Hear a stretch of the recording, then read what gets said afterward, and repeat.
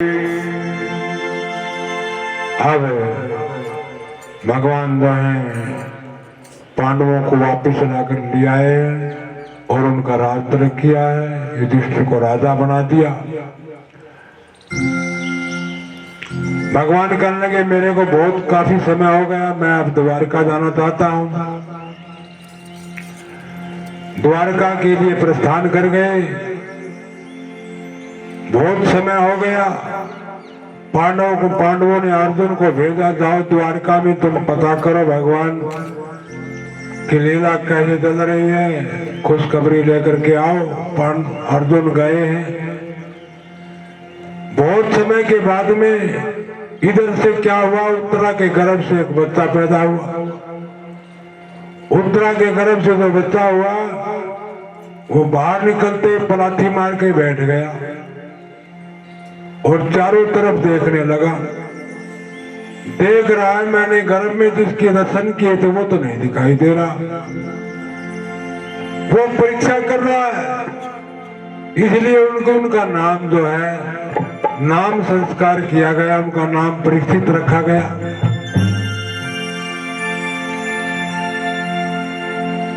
समय बीतता गया। काफी समय के बाद में अर्जुन जो है द्वारका से लौटा, आकर के मुंह लटकाए हुए आया।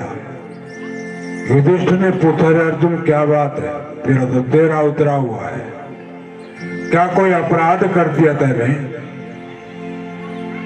अनजाने में कोई गौ हत्या तो ना कर दी, या कोई ऐसा कर्म तो ना कर दिया जिससे तेरा मुंह उतरा हुआ है, ब्रह्म हत्या जैसा? या फिर कोई ऐसा तो ना हो गया जो बहुत ही पीली और छोड़ करके चला गया हो? ऐसे हालात उसकी होती है। जो बहुत ज्यादा प्रेमी हो और बिछुड़ जाए तो उसका मुंह इसी प्रकार का होता है। ये कहते हैं एकदम धड़ाम से अर्जुन ने गिरा। कहने लगे भैया ऐसा ही हुआ है। क्या हुआ कि जिन्होंने हमारी रक्षा की, हमारी जो है युद्ध में जीत करवाई, पल पल हमारी रक्षा करते रहे, वो भगवान कृष्ण जो हैं इस शरीर को छोड़ करके गोलोक धाम में चले गए, शरीर को त्याग दिया। इतने सुनते कुंती ने तो उसी समय प्राण त्याग दिए। अब पांडवों ने भी विचार किया जब भगवान ही नहीं रहे तो हमें भी यहाँ नहीं रहना चाहिए। अब परीक्षित अभी छोटा ही था, 15 साल का बच्चा था, उसको बुलाया। कहने लगे अब हम तेरे को राजा बनाएंगे। कहने लगे बाबा अभी तो मैं बहुत छोटा हूँ। कहने लगे छोटा नहीं, अब हमारा समय समाप्त हो गया। परीक्षित को राजा बना दिया, राजगद्दी सौंप दी और आप उत्तराखंड की तरफ चल करके उत्तर दिशा में वहां पे जाकर के भगवान का ध्यान करते करते वहीं पे अपना शरीर का त्याग कर दिया, विलीन हो गए। इधर से परीक्षित जो है राजा बन चुका था, युवावस्था हुई, उनकी शादी हुई, उनके 4 पुत्र हुए। बड़ा पुत्र का नाम जन्मेजय था। समय बीतता गया धीरे धीरे। अब उनके पुत्र भी जवान हो गए, वो भी राजकाज करने लगे, राज में कार्य का हाथ बटाने लगे। अब परीक्षित ने मन में विचार किया अब मेरे पुत्र भी बड़े हो गए, और एक दिन दर्पण के सामने खड़ा हो गया। देख रहा था, मुंह देख रहा था तो सिर में एक सफेद बाल दिखाई दिया। विचार किया अब तो सफेद बाल आने लगे, अब तो आगे की तैयारी करनी चाहिए, आगे की तैयारी करनी चाहिए। हमारे अभी कलयुग में तो पूरा का पूरा दौड़ा हो जाए तो भी आगे की कोई मतलब को नहीं, तैयारी का कोई लेना देना नहीं।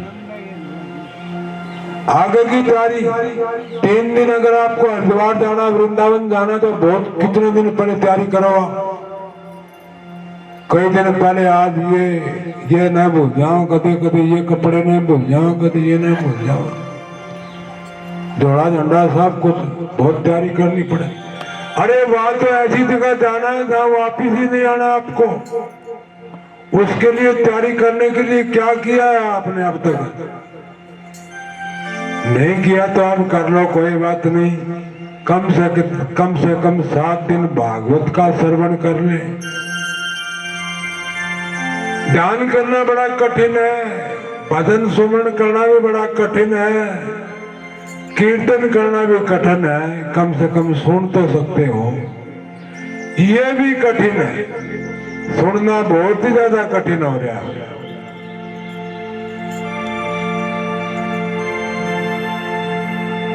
भागवत का यहाँ आयोजन कर दिया। हर साल गौशाला में होती थी, अब की बार यहाँ भगवान की आज्ञा से यहाँ कुटिया में ये कथा हो रही है। क्यों हो रही है ये हमारे को नहीं पता, ये परमात्मा की मर्जी है। एक कारण का तो पता है हमें, इस कुटिया में अभी भागवत हुए 12 साल हो गए, 12 साल। तो ये किसी की ये नहीं है किसी ने को ये भागवत करवाइए कर ना करवाइए, ये भगवान की मर्जी से 12 साल के बाद में ये मौका मिला है। यूं क्या करे 12 साल में तो कुंडी की भी बावड़ी आवे, तो कुटिया की तो बावड़ नहीं थी। क्या करे ना 12 साल में कुंडी की बावड़ी आवे, दौड़े बावड़ी। अब कोई नु कहते भाई नाटक फलाना, ये सब बहानाबाजी है, कुछ नहीं। यह परमात्मा की इच्छा है, भगवान की इच्छा से हो रहा है।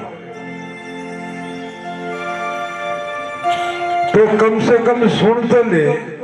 ये सुनना इतना ज्यादा कठिन हो रहा है। और कथा शुरू करा तो 3 माताएं आवे, वह तो हर कथा में आवे, उनका तो हो रहा है कल्याण। और 2 भाई आवे, बीच में आवे उनका, जो बीच में बाद में आवे उनका आधा आधा कल्याण हो रहा है। और जो जमाई लास्ट में आवे है उनका थोड़ा सा कल्याण है। कम से कम थोड़ा सा ऐसे ही हो तो रहा। और जो नया उनका के उन्होंने तो टिकट कटवा रखी, रिजर्वेशन करवा रखा है, कड़ेगा नरक का करवा रखा, रिजर्वेशन करवा ली, पहले टिकट बुक करवा रखा, जाना ही नरक में है।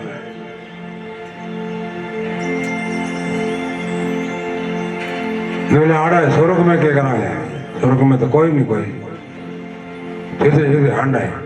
नरक में क्या बात है, दुनिया भर की पब्लिक है, इतनी भीड़ में जी लाग गया। ये सीधे सीधे बैठी 5-7 माई, 2 भाई, इनमें के जी लाग गया। गांव में दुनिया हंड है, उनमें लाग गया जी, तो नरक में लागेगा जी। फौजी था कोई, मर गया, कि अच्छे काम भी करे, कि माड़े भी थे देश की सेवा के लिए। यम गए तो पकड़ लेगे भी, हाँ भाई स्वर्ग में जागा, आ गए नरक में जागा पहले नहीं बता तेरा, तुमने स्वर्ग में भी जाना है नरक में भी जाना है। नफरी ज्यादा कड़ा है। वो मरिया कुकर था, वो पैरा देने मर गया, ड्यूटी रात ना आया करती उसकी, क्योंकि बड़ा आदमी बहुत कम थे, सिपाही कम थे, तो उसकी लेर तीसरे 4 दिन फिर नंबर आ गया रात में, नो करते करते बीमार होके मर गया। नफरी ज्यादा कड़े है, तो नफरी ज्यादा नरक में, तो नहीं मैं दौड़े जाऊंगा, मेरा नंबर तो कौन आओगा, कम से कम पैरे का बहुत दिन में ज्यादा क्या नंबर आओगा। स्वर्ग में तो कोई हमारा तो नंबर सब जल्दी आओगा। कहने का भाव ये सुनना बड़ा कठिन है।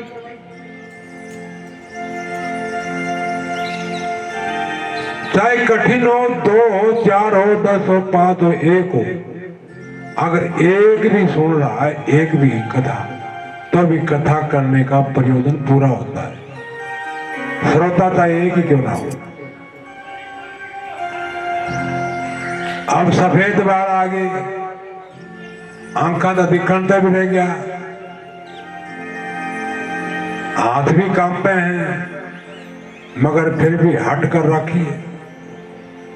मरो गोनी में तो, अरे मरेगा ना ना ना ना, मरो गोनी। कब्जा कर लिया, कब्जा करके खड़ा हो गया मैं शरीर के ऊपर, अपने मैं को गिरा ही कौन। मगर एक दिन यम के तो आओगे और उस कब्जे में छुटवा लेंगे, तेरी गिरदारी की दूरी कागज पाड़ के फेंक देंगे। अपरिचित के मन में आया कि मेरे को कुछ ऐसा करना चाहिए, आगे का कुछ प्रबंध करना चाहिए।